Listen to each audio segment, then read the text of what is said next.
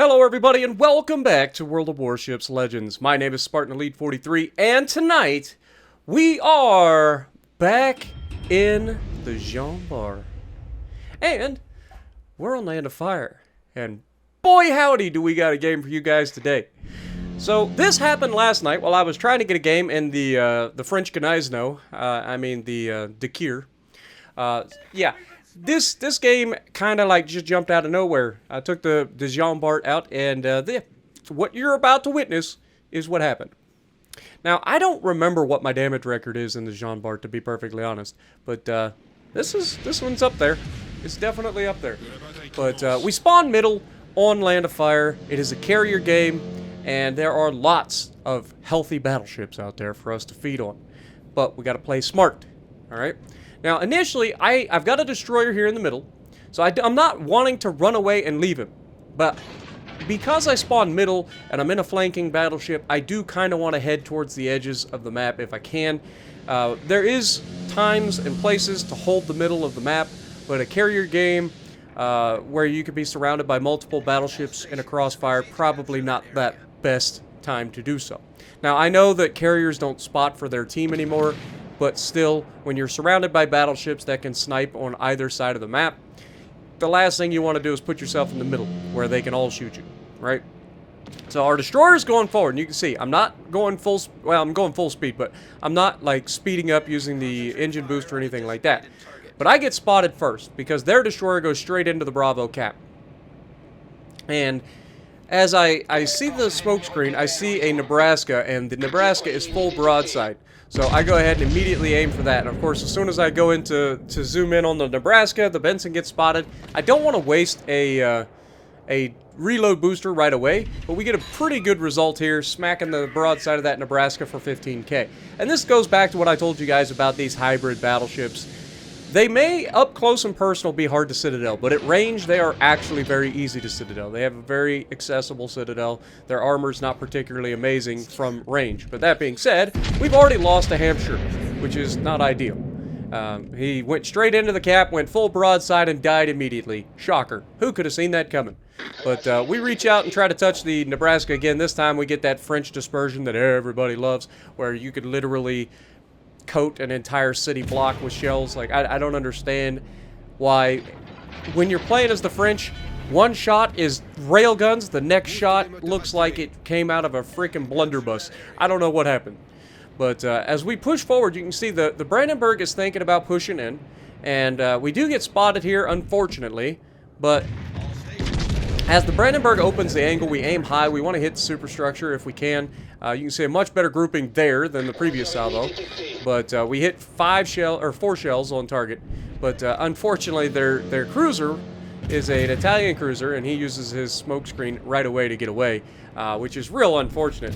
But we do have our reload booster available if we get a good look here. But you can see we're getting a lot better grouping now.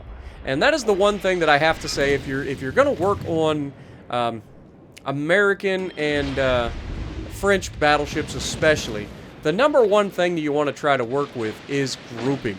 Shell grouping is huge when it comes to trying to make these things more consistent, especially the French. The French have the worst grouping, I think, in the entire game. I could be wrong, but I'm fairly confident that's a thing. But it is so like dependent on like the game. Like sometimes I get the best accuracy you've ever seen, and then other times I get the worst accuracy you've ever seen. There's not a lot of in-between shots with the French battleships, which is why I like to get up close and personal with my Jean Bart, and the amount of damage that I can take with these ships usually, because people just stop shooting at... Oh, hello, Zara. How are you, bud? Hold these for me. And bonk. Now, I think, use our reload booster here a little bit early. I probably shouldn't have. Did I not? I thought I did. Apparently, I did not. But Zara's going to get around the corner before we reload. I probably could have used the reload booster and got him again. But I think I was saving it for this Brandenburg when it comes around the corner, because I was expecting him to be full broadside again. And sure enough, hello. And now I use the reload booster here, thinking I'm going to leave him with just enough to get away. And that's, of course, the time that I absolutely punish him, leaving nothing to get away. But So we just kind of wasted our reload booster. So we're going to push forward. The Zara and the Destroyer are somewhere nearby. We know the Zara has torpedoes, so we got to try to get moving. We know the Destroyer has torpedoes, so we want to get moving. And I don't know if you guys will notice this or not, but there's a guy that I just happened to come around the corner and notice. I didn't notice it at first, but the Fresh Potato. I'll leave a link to his channel down in the description if you guys want to check out his channel. He's a smaller YouTuber, but I will definitely leave him down in the description for you guys so you guys can go over and send him some love from the Spartan Army. But yeah, it was interesting running into him. I didn't expect it, but when I come around the corner and I see the Connecticut, I was like, oh, I know that guy.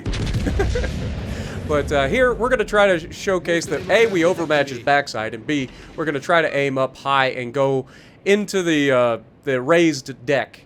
Now, Zara is full broadside to us, which is not ideal, because guess what he's probably doing here? If you said launching torpedoes, you're a winner. But as he turns away, we're going to go ahead and wait for him to finish his turn. Once he commits to it, then we aim ahead of him. And we're just going to try to use the island to shield us from his torps. And, of course, there's the leaving him with just enough to get away.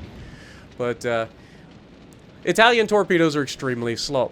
So trying to go through, as long as we use those islands, we should be safe from any torpedoes. And he may have launched. But that's when we see the Iowa to our right. And now I'm in kind of a pickle.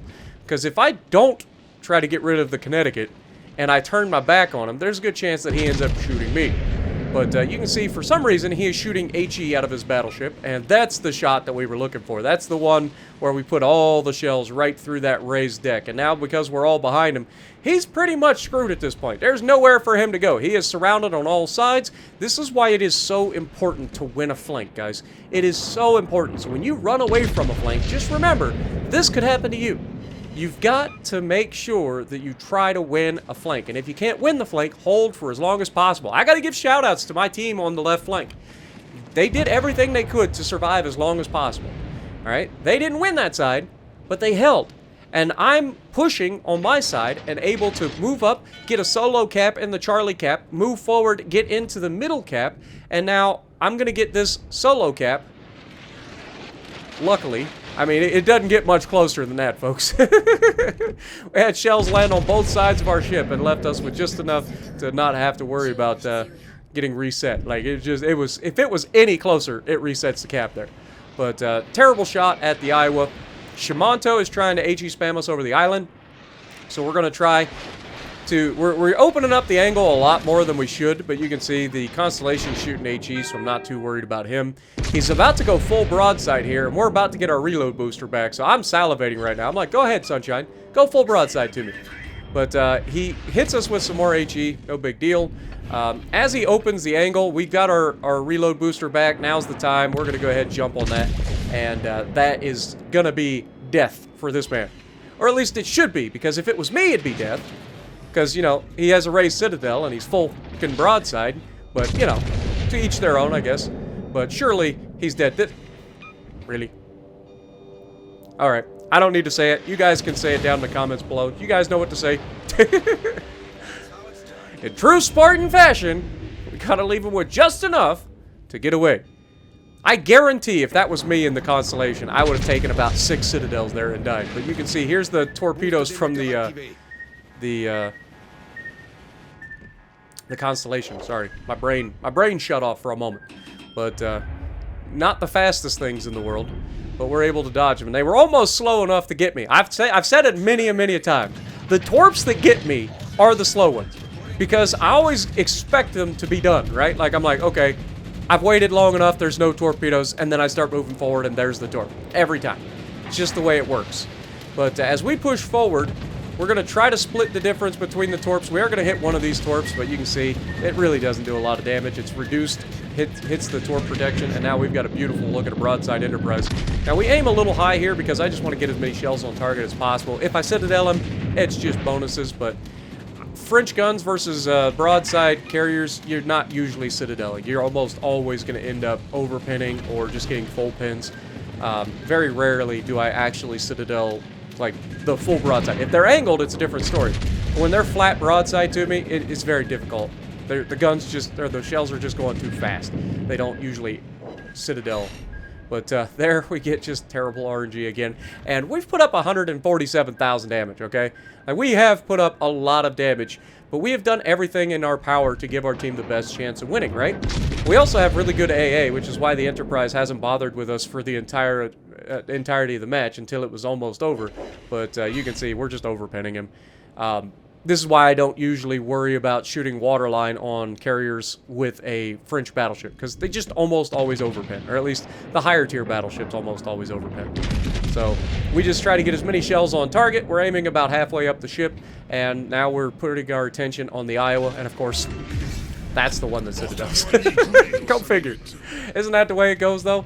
But as we start pushing in, I don't know if I caught this Iowa off guard or what, but this Iowa has decided that they choose death. Going full broadside to a Jean Bart at 7 kilometers is a recipe for disaster for any battleship, let alone an American battleship. So we double Citadel them there, bringing us up to just under 200,000 damage. And before they can get turned away in the Iowa, we are going to be loaded again. Now, I was praying he didn't knock out my guns, and sure enough, he does not. And now we want to aim further back, and we get more pins, but we actually ended up shattering and bouncing a couple of shells there. Again, when they're turning away like that, you know that they're going to angle that armor belt, and any angle on the armor belt at all is going to be enough to shatter your shells. So you want to try to get those shells further back on the ship. But now that he's turned away, we're just going to go straight for superstructure. There's no reason for us to try to go through the back. There's a chance that we could pin through the back if we've got the penetration, but it is a rounded backside, and any of those shells that hit at an angle are just going to auto bounce. So we don't want to necessarily do that. He's going to take some shots at us, but they're going to be basically useless. I mean, he's hitting the turret faceplate, he's hitting the armor belt, like he's not getting anything. We, on the other hand, are shooting superstructure, so we're just chunking him every time. It's not a lot of damage, but it's consistent damage. I could have loaded up the HE, but you can see our teammates are doing a pretty good job of chunking him as well. And we've almost got him gone. We're just waiting for one more moment of opportunity, and he finally opens up one last time. We're going to put the shot a little higher, go up through the upper side plating, and there's the Citadel to finish him off. And then teammates finish off the destroyer at the same time. So this was a fun game. I hope you guys enjoyed it. It was just a really fun Jean Bart game. 224,000 damage Confederate high caliber, 3,500 base XP in a battleship because I got a solo cap, I got an assist cap, I got 3 kills, I did all the things. So let me know what you guys think down in the comments below. Did you enjoy this match? And if you like what I'm doing, punch the like button, leave a comment below, subscribe to the channel if you haven't already, and as always, I will see you in the next video.